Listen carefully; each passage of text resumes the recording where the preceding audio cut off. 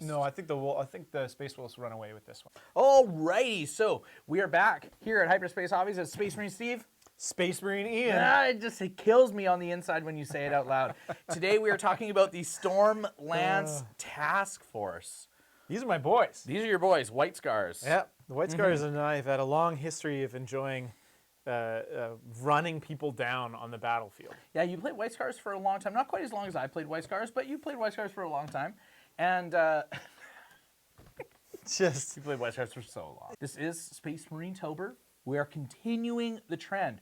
We are shooting for 3,000 subscribers by the end of October. Halloween, October 31st. We were making a lightning assault to 3,000 subscribers. Lightning assault to 3,000 Swift subscribers. as the winds of Chogiris. Swift, so swift. See? I'm the swiftest. See? But we need your help to do it. So please, if you have not subscribed to the channel yet, go and hit that subscribe button, like, comment, share, help us reach our goal, expand the Hyperspace Hobbies community. The Stormlance Task Force. You want to take it? I'm going to take it. Okay. All right, so detachment rule, lightning assault. Adeptus Astartes units from your army are eligible to declare a charge in a turn in which they advanced or fell back. Woo! That's a good rule. This is great. That's a great rule. Yeah. I don't really have much else to say about that, except it's a strong start. It's a strong start. It benefits other chapters more than it benefits just basic Space Marines, however.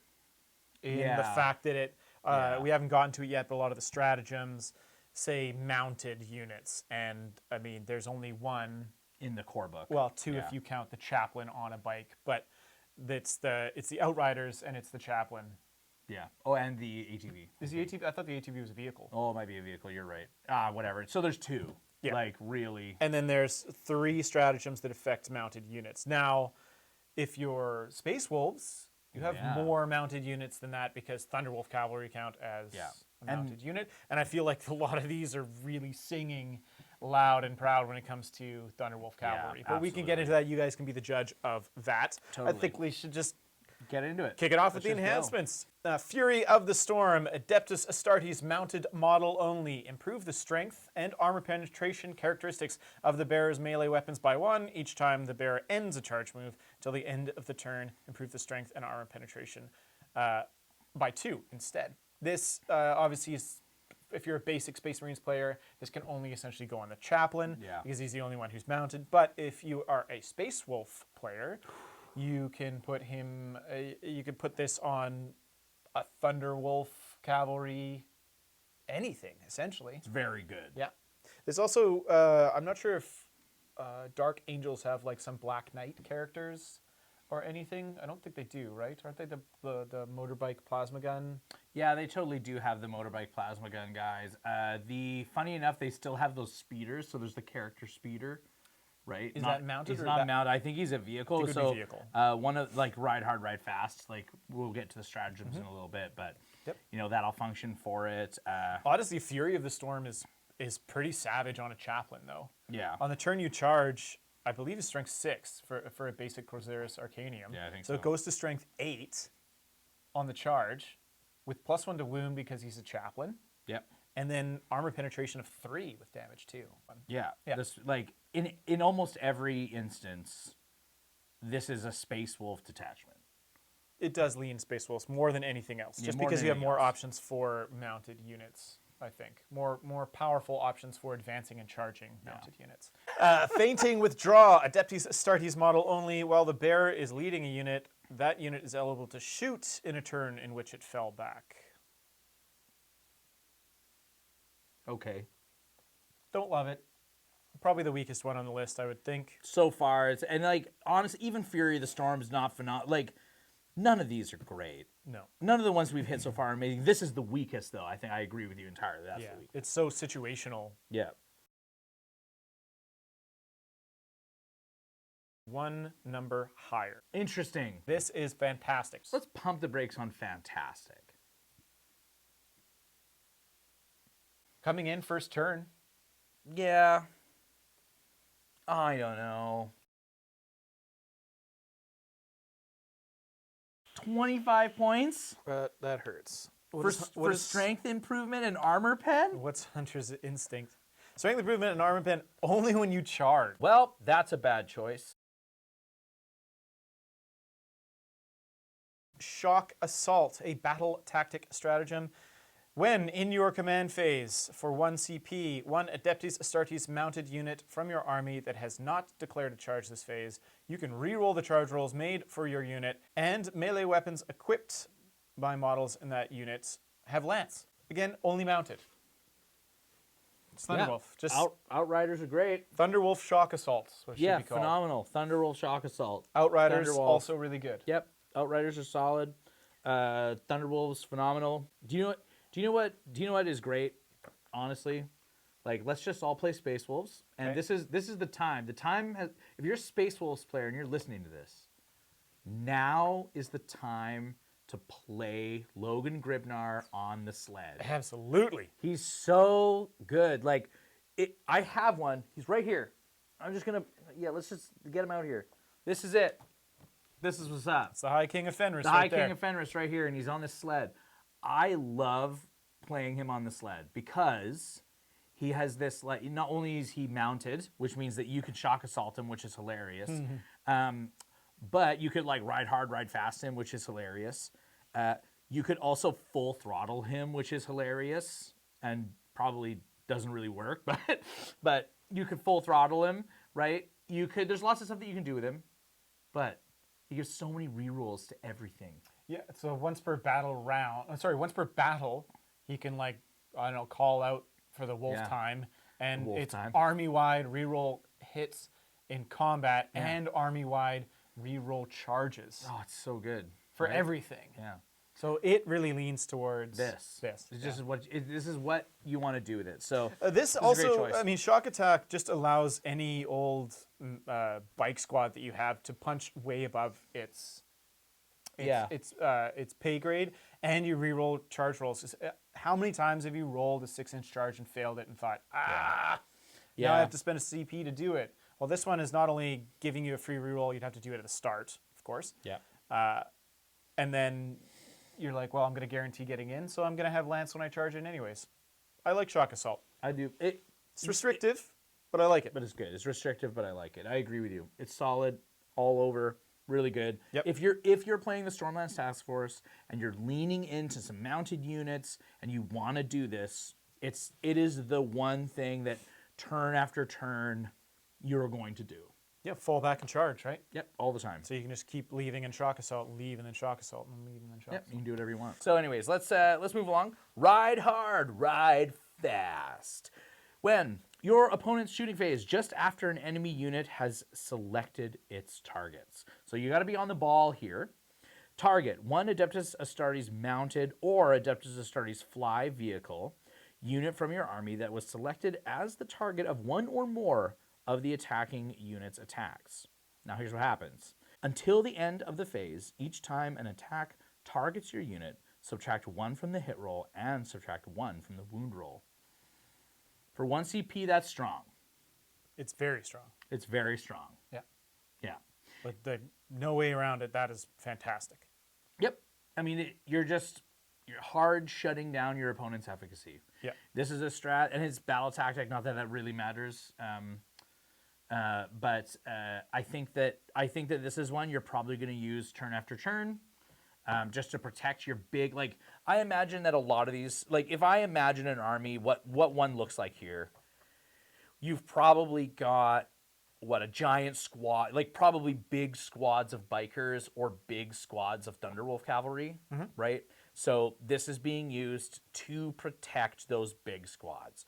You would never, in my opinion, you wouldn't want to use this unless you absolutely had to try and protect like a 3-man squad of bikers. You use this when you're like, I've got, 6 bikers and the ATV and the chaplain. They're right in the middle of the table, and I know that they're about to get absolutely slammed all phase long. That's when you use this. And it's only 1 CP for a lot of... Exactly. Yeah, no, it's beautiful. Good. Yep. Right? I like this one. It's strong. It also works on Adeptus Astartes flying vehicles, which is... Speeders. It's speeders. Or if you want to take a storm... Talon, flyers? Or... We got a flyer up here. Look at it. Yep, there you go. Yep. I mean, if you want to take one of those, you could. Actually, And it would be pretty do solid. you know what you do? You Stormlance Task Force, the Thunderhawk gunship, and then you use the 800 or 1,000 point Thunderhawk that we've got sitting there, Yep. and you ride hard, ride fast it every single turn. And it's -1 to hit and -1 to wound all the And time. it's I think it's like toughness 12 anyways, But right? yeah. What a joke. But you can also use it on your storm speeders as well, which are really good in this edition. Even money, somebody goes to a tournament with just a Thunderhawk and goes, every turn I'm going to ride hard, ride fast this thing. If you hear about that, post it up in the comments. I Post want it, to yeah. know what that list looks like. You have to take that to a tournament one day. Oh, for sure. Like, I have to do that. Yeah. It's just like, time to, and then it can advance and charge, which is hilarious. The Thunderhawk? Yeah. It doesn't even have hover? No, I don't think it can. You're wild, man. But that's what you would do with that. That's that. Yep. What do you think is the #1 unit besides Outriders and Thunderwolf Thunderwolves? Cavalry and any other kind of thing? Yeah. I personally I think that this is going to get obviously a lot of mileage out of anything that really benefits from the advance and fallback and charge. And personally, like my head really does go towards the Brutalis Dreadnought. Simply because you can blitzing fusillade it, and then on top of that, the lightning assault is actually a really big deal. And yes, the bikers are like 4 wounds apiece, which is awesome, and the Thunderwolves are really beefy. The problem with that is, like, in 10th edition, I feel like you still need to achieve some sense of balance. Like, an all infantry thing might not actually work. An all biker thing might not actually work. I think that you do need to test your opponent's ability to deal with multiple different kinds of threats at once. And maybe not even a Brutalis Dreadnought. Hilariously enough, like, what about Murder Fang? Yep. Right? Right? Even Redemptor. Yep. Even Redemptor is fine. Like, Murder Fang's hilarious just because there's so much murder. But a Brutalis or a Redemptor, I think, get a lot of mileage, especially when combined with the blitzing fusillade. And you can just run them up the table, shoot all their guns, assault, do a bunch of damage, and be ultimately very annoying. I don't know. I have a far besides choosing any mounted. Obviously, there's so few mounted units, and they all fall into yes, take them. You could, I mean, this really makes you just pick that. Like, really. Yes. I mean, the other ones sort of do. They say like bring flamethrowers or bring vehicles, so they're all kind of trying to push you into a corner. But this does it more than the others. Yes, it does it in a more restrictive way because one of them says take vehicles, and you go, okay, there's like 20 I could choose from. This one says take mounted units, which like there's very few. Very few. So it's really putting you into it's kind of painting you into a corner. I almost feel something like Inceptors, because the fact that they get advance and still charge. So they advance, they can still shoot their assault bolt guns, and then they can charge. They're kind of a wacky unit to have, but as like the choice. But I always love them, and they're another thing that kind of leans towards playing speed and toughness. Yeah. So the shock assault, like all the mounted units you're almost certainly going to take, could really have its benefit to have something like Inceptors storming around the battlefield, assisting in the amount of speed that you're showing off in this kind of a list. Yeah. And so you can move up, you can shoot your guns, you can charge in, and those guns are pistol. So if you do get caught in combat, you can still pop those pistol shots. Yeah.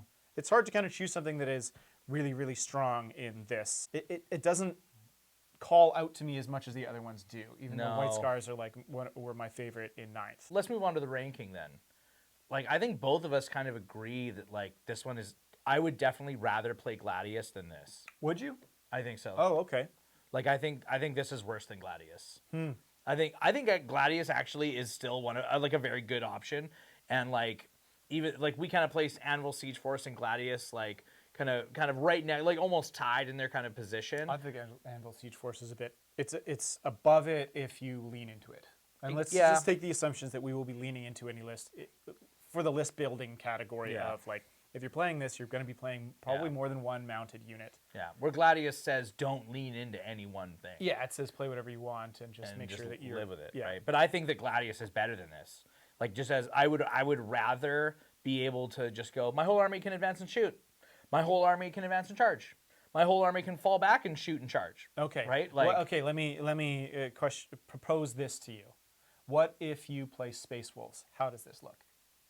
Where would you rank it if you were a White Scar Space Wolf? I still think Gladius is ultimately better. Really? I still think so, I would yeah. think that Thunderwolf Cavalry just would tear this up. No, and so the reason I don't think so is because mounted is an inherently bad keyword, True. right? Like if you show up to a tournament and you look down and there's just ruins everywhere, you are boned, Yeah. right? If you don't have mounted fly. Which none of them Yes, do. yeah. Like none of them do. So like only the Eldar get to do that, right? And even then that's bad because they have to fly up, fly over, fly down now. That's not entirely true. There's other things with fly that are mounted. Like what? Tomb Blades. Fly up, fly over, fly down. It's still bad. Yeah. Right? It's still just better to go around most of the time. Yeah. Right? So mounted is an inherently bad keyword. And so to build a whole army just around that, to me, feels like I would just so much rather play Gladius, rock a little bit of everything. You know, 3/4 of the army is probably infantry. We're walking through walls. We're assaulting when I want to. We're shooting when I want to. We're doing whatever it is that I actually want to do. How? Right? Yeah. How do you feel with the new releases? There's been the assault intercessors with jump packs. How do they play in this? Because they don't really, besides the detachment rule lightning assault, they're not getting a ton of bonuses out of the other stuff. Shock assaults they can't use because they're not mounted. Yeah. Right? Now you could go you could give one of the jump captains Portents of Wisdom, get him to re-roll like advanced rolls. Okay. You have a big squad of them. They could all jump forward. Yeah. Right. And then you could kill something, but then you have a bunch of intercessors standing there, just in the open, right? So like I would rather give this and speed up something that's inherently slow. Yeah. Right? And so that's the problem is like they've built a detachment over something that is inherently just not as good as other stuff. And it's limited. The reason why it's not as good is it's limited. Yeah. You have 3 stratagems that say the word mounted. You don't have very many mounted units to choose from. You have 2 enhancements that say the word mounted. Yeah. You don't have that many mounted characters either, right?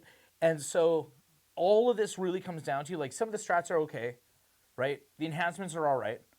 But ultimately, you trade all of this from the other detachments with, do you want to advance and charge?